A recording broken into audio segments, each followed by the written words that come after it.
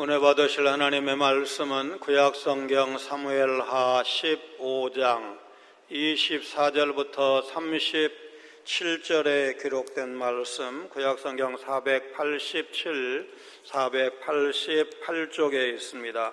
사무엘하 15장 24절부터 우리 한 목소리로 봉독하시겠습니다. 보라, 사독과 그와 함께한 모든 레위 사람도 하나님의 언약궤를 베어다가 하나님의 궤를 내려놓고 아비아달도 올라와서 모든 백성이 성에서 나오기를 기다리도다. 왕이 사독에게 이르되, 보라, 하나님의 궤를 성읍으로 도로 메어가라. 만일 내가 여호와 앞에서 은혜를 입으면 도로 나를 인도하사 내게 그 궤와 그 계신 데를 보이시리라. 그러나 그가 이와 같이 말씀하시기를 내가 너를 기뻐하지 아니한다 하시면 종이 여기 있사오니 선히 여기시는 대로 내게 행하시옵소서 하리라. 왕이 또 제사장 사독에게 이르되, 네가 선견자가 아니냐? 너는 너희의 두 아들 곧 내 아들 아히마아스와 아비아달의 아들 요나단을 데리고 평안히 성읍으로 돌아가라. 너희에게서 내게 알리는 소식이 올 때까지 내가 광야 나루터에서 기다리리라 하니라. 사독과 아비아달이 하나님의 궤를 예루살렘으로 도로 메어다 놓고 거기 머물러 있으니라. 다윗이 감람산 길로 올라갈 때에 그의 머리를 그가 가리고 맨발로 울며 가고 그와 함께 가는 모든 백성들도 각각 자기의 머리를 가리고 울며 올라가니라. 어떤 사람이 다윗에게 알리되, 압살롬과 함께 모반한 자들 가운데 아히도벨이 있나이다 하니, 다윗이 이르되, 여호와여 원하옵건대 아히도벨의 모략을 어리석게 하옵소서 하니라. 다윗이 하나님을 경배하는 마루턱에 이를 때에 아렉 사람 후세가 옷을 찢고 흙을 머리에 덮어 쓰고 다윗을 맞으러 온지라. 다윗이 그에게 이르되, 네가 만일 나와 함께 나아가면 내게 누를 끼치리라. 그러나 네가 만일 성읍으로 돌아가서 압살롬에게 말하기를, 왕이여 내가 왕의 종이니이다. 전에는 내가 왕의 아버지의 종이었더니 이제는 내가 왕의 종이니이다 하면 네가 나를 위하여 아히도벨의 모략을 패하게 하리라. 사독과 아비아달 두 제사장이 너와 함께 거기 있지 아니하냐? 네가 왕의 궁중에서 무엇을 듣든지 사독과 아비아달 두 제사장에게 알리라. 그들의 두 아들 곧 사독의 아히마아스와 아비아달의 요나단이 그들과 함께 거기 있나니 너희가 듣는 모든 것을 그들 편에 내게 소식을 알릴지니라 하는지라. 다윗의 친구 후세가 곧 성읍으로 들어가고 압살롬도 예루살렘으로 들어갔더라. 아멘. 우리 성도는 하나님 나라의 백성입니다. 하나님 나라는 지금도 작은 겨자씨가 새가 와서 집을 지을 만큼 3-4m 큰 나무로 자라듯이 자라고 있습니다. 그렇다면 우리가 해야 할 일은 하나님 나라를 이루어 드리는 일에 마땅히 동참하는 것입니다. 우리는 살면서 여러 가지 고난과 역경을 만납니다. 지금 80대, 90대 어르신들은 영아 사망률이 아주 높은 시대에 태어나셨습니다. 가난과 의료 수준의 낙후 때문인데 2005년부터 우리나라 영아 사망률은 0%가 되었는데 프랑스, 스웨덴, 일본 같은 선진국과 같은 수준입니다. 영아 사망률은 특정 국가 안에서 태어난 인구가 1년 안에 사망하는 비율을 말합니다. 북한은 우리보다 평균 수명이 꼭 10년이 낮은데 영아 사망률은 2%로 아주 높은 편입니다. 100명을 낳으면 그 중에서 첫 돌 되기 전에 2명 정도가 죽는다는 뜻입니다. 몇 남매 낳았는데 다 죽고 몇만 남았다는 말 꽤 많이 들었습니다. 어렸을 때 병치레 다 극복하고 전쟁에서도 살아남은 어르신들은 지금 이 자리에 앉아서 예배 드리는 것 자체가 은혜입니다. 장티푸스나 콜레라 같은 전염병으로 많은 사람이 죽기도 했습니다. 일제의 강제징용, 한국전 월남대에 나가 죽은 분도 많고 흉년 때 굶어 죽은 사람도 적지 않았습니다. 참 좋은 시대에 났다면서 어르신들이 부러워하는 신세대, 요즘 좋은 직장이 부족하고 집값이 비싸서 결혼 정년기가 되었어도 도대체 결혼할 생각을 하지 않습니다. 출산율 저하는 젊은이들보다는 어른들 책임이 큽니다. 부동산 가격 폭등으로 스스로 내 집 마련이 어렵게 되었고 사교육 심화로 1인당 양육비가 세계 1위 국가가 되게 만든 현재 경제 사회 구조를 만든 것은 순전히 기성 세대의 몫입니다. 홍콩 주권을 중국에 반환한 이후에 중국 공산당 정부가 해가 갈수록 지배권을 계속 강화해 나가자 이제 홍콩을 떠나는 젊은이가 많아서 홍콩이 세계 최저 출산율이고 홍콩을 제외하면 우리나라가 세계에서 출산율이 제일 낮습니다. 출산율에 의미 있는 반전이 없으면 서서히 나라의 문을 닫는 걸 의미하는 것입니다. 그야말로 전대미문의 국가적 위기라 할 것입니다.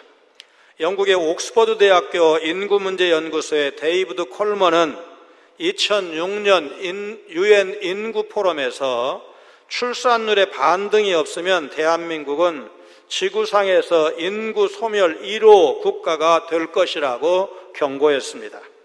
같은 해 대한민국 정부가 저출산 고령사회 기본 계획을 시행한 이래 출산 장려를 위해서 무려 280조 원의 돈을 투입했지만 반등되기는커녕 더 악화되었을 뿐입니다. 전문가들은 결혼과 출산 기피, 양육과 돌봄에 대한 부담, 일과 육아를 병행하기 어려운 사회적 구조가 출산율 저하의 원인이라고 분석하고 있습니다. 미국 캘리포니아 법과대학 명예교수인 조앤 윌리엄스 교수는 우리나라 EBS 다큐멘터리 인구 대기획 초저출생 방송 화면을 보고 지금 보시는 것처럼 대한민국 완전히 망했네요. 와, 그 정도로 낮은 수치의 출산율을 들어본 적도 없어요. 말하면서 머리를 감싸는 장면을 이제 기사를 통해서 봤습니다. 선진국인 이스라엘은 3.0명으로 OECD 가입 국가 중에서 단연 1위입니다. 이스라엘도 우리처럼 맞벌이가 이제 대세인데 자녀는 부담이 아니라 인생의 큰 기쁨이고 하나님의 축복임을 믿는 성경적 사상이 이제 저변에 흐르고 있어서 이런 높은 출산율을 유지하고 있는 것입니다. 믿음의 거인이었던 다윗도 아들 압살롬에게 쫓기는 역경에 처했습니다. 그는 아들에게 배신당한 분노와 수치심, 미래를 예측할 수 없는 딱한 상황에 놓였습니다. 그런 상황에서도 다윗은 신앙인으로서의 자세를 잃지 않았습니다. 고난 중 우리가 다윗에게 본받아야 할 신앙인의 자세는 무엇일까요? 고난과 역경 가운데서도 하나님 나라를 세워나갔던 다윗의 발걸음을 살펴보면서 성도로서 지켜가야 할 정체성과 사명이 무엇인지 다시 한번 되짚어보는 귀한 시간이 되시기를 바랍니다. 다윗이 모든 신하와 백성을 거느리고 기드론 시내를 건넙니다. 요한복음 18장 1절을 보면 예수님도 이제 십자가에 달리시기 전에 기드론 시내를 건너셨습니다.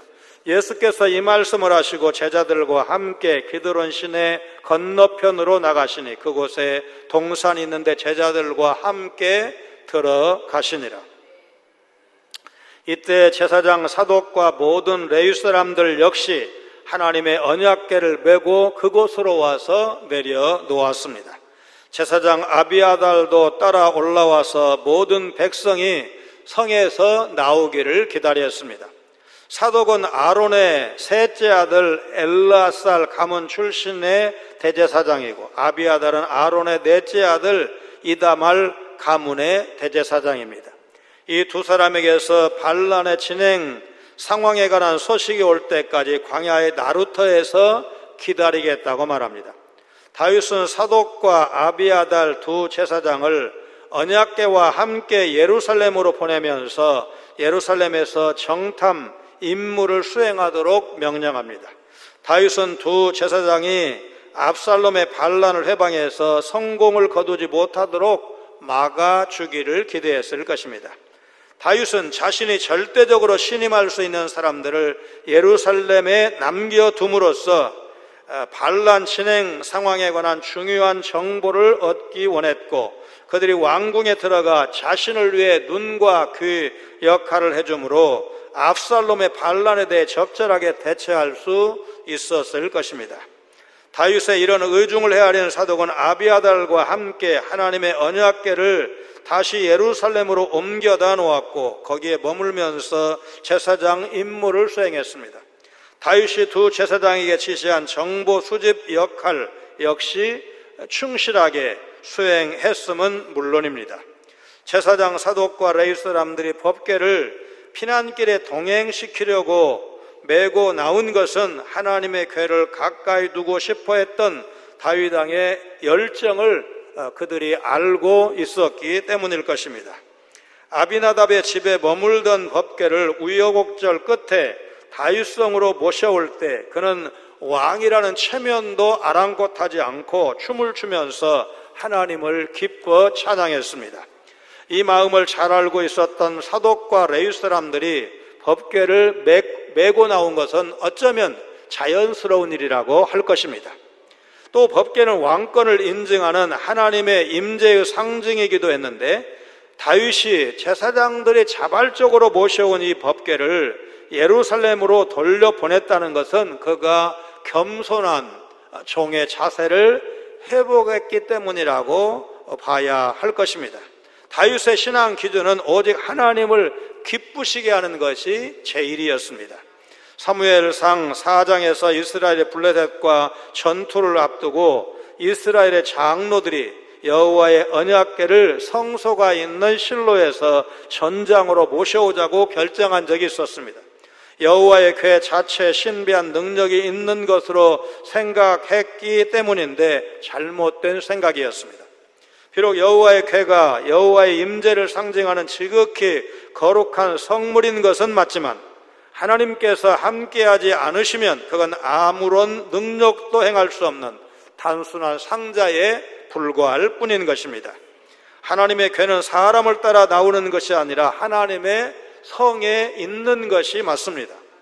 법궤가 피난길에 나선 다윗 일행을 따라올 것이 아니라 다윗이 하나님의 은혜를 입어 그분이 임재하시는 법궤가 모셔져 있는 예루살렘으로 돌아가는 것이 옳은 일입니다. 하나님 나라를 세워가는 사람은 하나님께 자신의 모든 걸 맡깁니다. 그가 바라는 것은 오직 하나님의 은혜뿐입니다. 예루살렘을 떠난 다윗은 자신을 기다리는 사독과 아비아달 두 제사장을 만났고, 그들은 하나님의 궤를 메고 다윗을 따르려고 했습니다. 법궤는 하나님의 임재를 상징하기 때문에 그 법궤와 동행한다는 것은 왕 자신에게도 왕을 따르는 이스라엘 백성에게도 큰 위안이 될 것이고, 자신을 반역한 압살롬을 두렵게 할 수 있는 가장 좋은 방법일 것입니다. 하지만 다윗은 두 제사장을 법궤와 함께 예루살렘으로 돌려보냅니다. 하나님께서 자신에게 은혜를 베푸신다면 다시 예루살렘으로 돌아갈 수 있을 것이라고 믿었기 때문입니다. 하나님의 주권에 모든 것을 맡기고 절대로 하나님보다 앞서지 않으려는 겸손한 자세, 이것이 바로 하나님 나라를 세워가는 믿음의 사람 다윗의 정체성이었습니다. 예루살렘을 빠져나온 다윗은 기드론 시내를 건너 예루살렘의 그 맞은편 감람산 언덕길로 올라갑니다. 감람산길은 포로기 이후에 등장하는 감람산의 옛 이름이었을 것입니다. 그는 감람산을 오르면서 자신의 머리를 가린 채로 슬피 울면서 맨발로 걸어갔습니다. 다윗 일생에 이처럼 곤혹스러운 순간이 있었을까?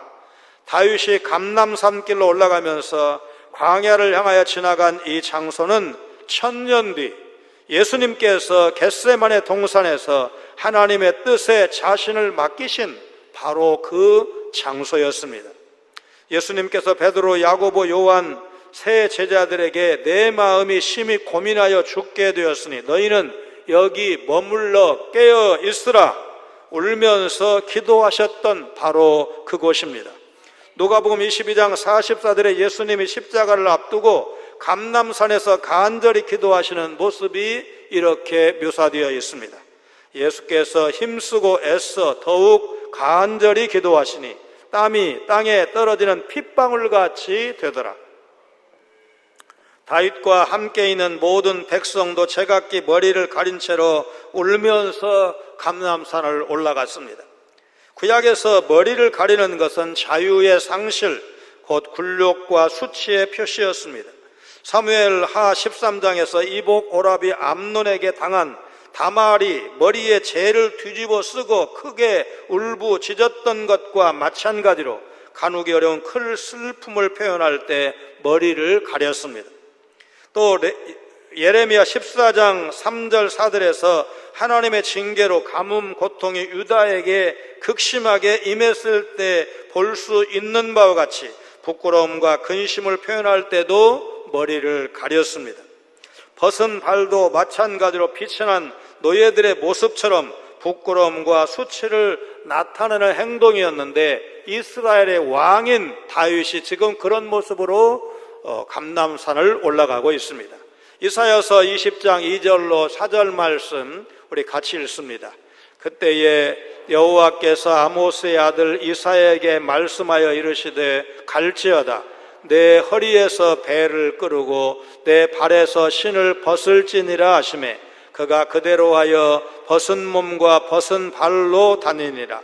여호와께서 이르시되 나의 종 이사야가 3년 동안 벗은 몸과 벗은 발로 다니며 애굽과 구스에 대하여 징조와 예표가 되었느니라. 이와 같이 애굽의 포로와 구스에 사로잡힌 자가 아수르 왕에게 끌려갈 때에 젊은 자나 늙은 자가 다 벗은 몸과 벗은 발로 볼기까지 드러내어 애굽의 수치를 보이리니. 이사야 선지자에게 명령하신 이 말씀을 이사야가 순종함으로 시청각적으로 이스라엘 백성들에게 이제 하나님의 징계의 수치가 얼마나 처참한지를 보여주는 말씀입니다. 자신을 최대한 낮추고 자신의 부족함을 인정하면서 다윗이 감람산 언덕길을 오를 무렵에 어떤 사람이 찾아와서 압살롬의 반련과 관련된 더 충격적인 정보를 보고했습니다. 압살롬을 도와서 반역한 무리 가운데 아히도벨도 끼어 있다는 것입니다.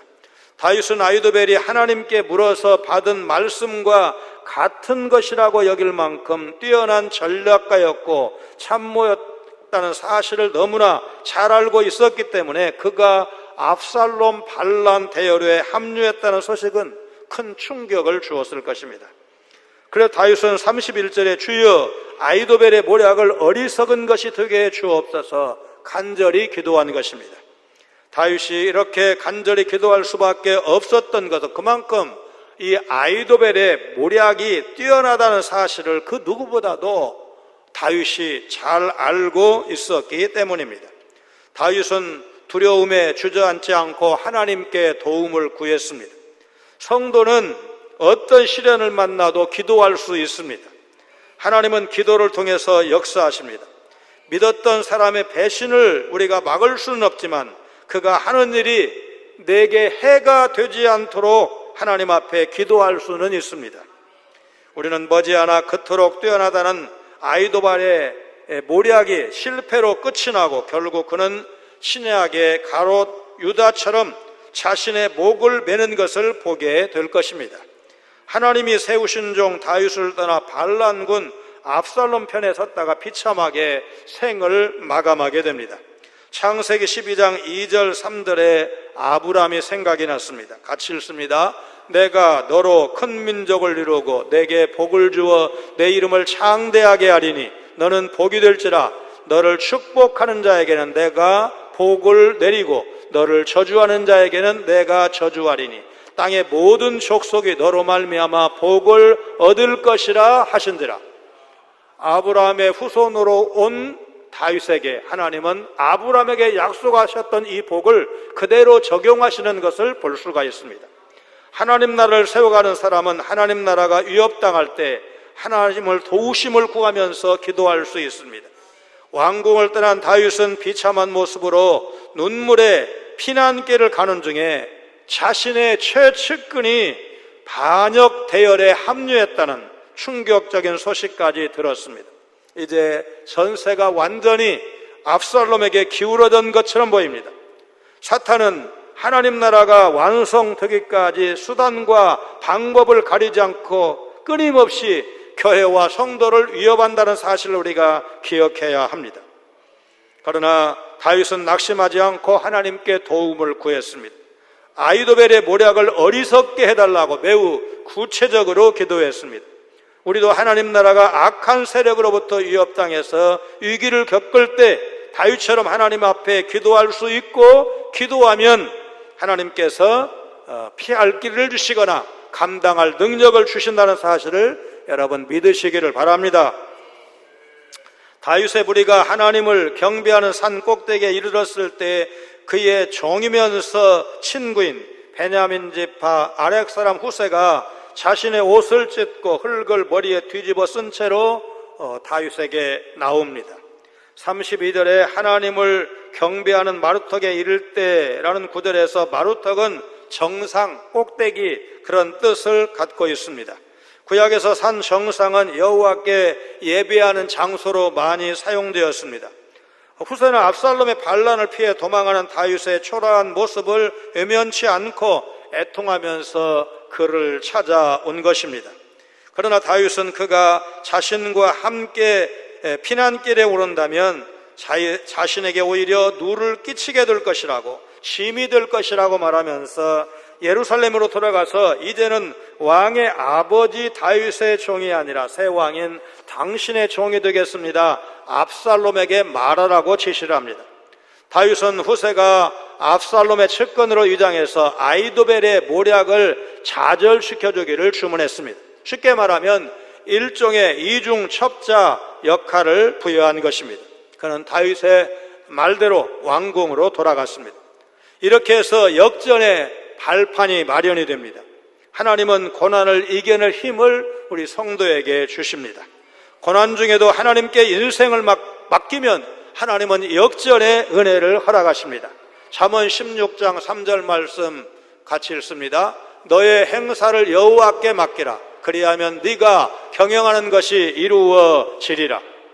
시편 55편 16절 18절 22절 23절 말씀도 같이 읽습니다. 나는 하나님께 부르짖으리니 여호와께서 나를 구원하시리로다. 나를 대적하는 자 많더니 나를 치는 전쟁에서 그가 내 생명을 구원하사 평안하게 하셨도다. 내 짐을 여호와께 맡기라. 그가 너를 붙드시고 의인의 요동함을 영원히 허락하지 아니하시리로다. 하나님이여 주께서 그들로 파멸의 웅덩이에 빠지게 하시리이다. 피를 흘리게 하며 속이는 자들은 그들의 날에 반도 살지 못할 것이나 나는 주를 의지하리이다. 이제 다윗이 압살롬의 난을 극복하고 나중에 이제 승리하는 것을 우리가 보게 되는데, 다윗이 승리한 비결을 세 가지로 요약 정리할 수가 있습니다. 첫째는 다윗은 모든 원인을 자기와 하나님과의 관계에서 그 이유를 찾았습니다. 두 번째는 고도의 첩보전을 구사를 했습니다. 세 번째는 인사관리를, 말하자면 아들에게는 배신당했지만 측근들, 신복들을 잘 활용해서 결국 이 전쟁, 반란을 진압을 합니다. 다윗은 수치스러운 환란을 만났을 때 선지자의 경고대로 자신의 잘못 때문에 이런 엄청난 비극이 일어났다는 사실을 겸손히 인정하면서 피난길에 나섰습니다. 그러면서도 나라와 백성을 수호할 왕으로서 자신이 해야 할 일은 지혜롭게 행한 것입니다. 다윗은 후세에게 예루살렘으로 가서 압살롬 편에 선 것처럼 위장하는 것이야말로 자신을 돕는 것이라는 사실을 설득을 했습니다. 고든 같은 성경학자는 후세가 나이가 많아서 오히려 도망길에 방해가 될 수 있어서 아이도벨의 책략을 저지하는 일을 하는 것이 다윗에게 더 유리할 거라고 봤기 때문이라고 해석을 했습니다. 아렉 족속은 여호수아 16장 2절에 나오는데 베냐민 지파 땅에 거주하던 원주민이었습니다. 가드 사람 이때와 마찬가지로 이스라엘에 편입된 이방인이었을 것입니다.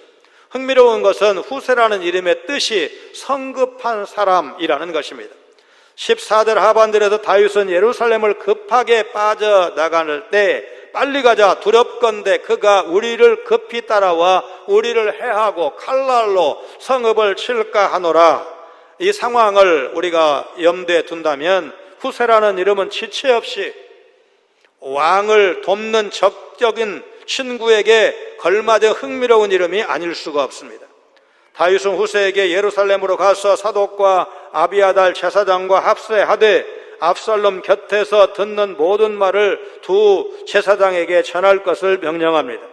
그러면 사독의 아들 아히마스와 아비아달의 아들 요나단이 그 정보를 자신에게 전할 것이라고 말합니다.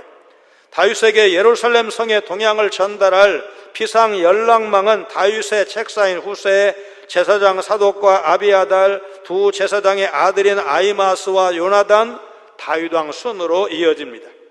다윗의 이런 계획에 공감한 후세는 왕이 원하는 임무를 수행하기 위해서 곧장 예루살렘으로 갑니다. 반란의 주범 압살롬도 거의 같은 시기에 군대를 이끌고 예루살렘 진입에 성공을 합니다. 공교롭게도 압살롬과 후세가 거의 동시에 수도 예루살렘에 들어갔다는 것은 아이도벨의 모략이 실패하도록 간절히 기도했던 다윗의 기도가 응답되겠구나라는 사실을 암시하는 장면이라 할 것입니다. 하나님 나라를 세워가는 사람은 하나님이 친히 사용하시는 사람입니다. 하나님은 풍전풍화 위기에 처한 다윗 왕국을 지키시고 회복시키기 위해서 다윗으로 하여금 간절히 기도하게 하셨고 그 기도에 대한 응답으로 후세를 보내주셨습니다. 아이도벨의 모략을 어리석은 것이 되게 해달라고 기도했던 다윗은 아이도벨의 적수가 될 만한 후세를 압살롬에게 보냅니다. 다윗은 후세를 통해서 아이도벨의 계략을 막을 수가 있고 사독과 아비아들을 통해서 압살롬 진영의 세세한 소식까지 들을 수 있게 됩니다. 지금도 하나님은 하나님 나라를 세워가기 위해서 우리를 사용하기를 원하십니다. 그렇다면 하나님 나라를 바라보면서 하나님 나라를 위해서 기도해야 할 것입니다. 나만을 생각하고 또 나만을 위해서 기도하는 수준에서 벗어나서 기도의 지경을 좀 더 넓히시기를 바랍니다. 우크라이나 러시아 전쟁이 남의 나라 전쟁이 아니라고 했습니다.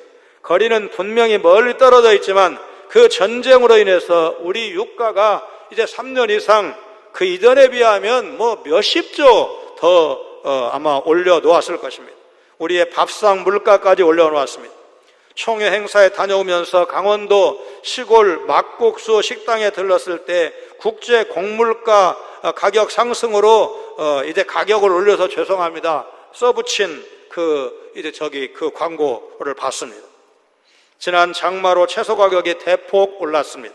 캐나다의 산불이 아직도 진화되지 않았습니다. 알프스의 만년설이 녹아내리는데 역대 최고로 이제 밑에까지 내려왔다고 합니다. 나이지리아는 기독교와 이슬람이 첨예하게 대립하는 곳인데 작년에 강경 무슬림들에 의해서 기독교인 4,000명이 살해되었습니다.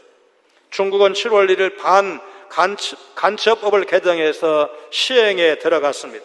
우리나라의 국가보안법과 비슷한 성격의 법이라고 합니다. 중국에서의 선교활동, 탈북민 지원단체 활동 등도 위축될 가능성이 커졌습니다.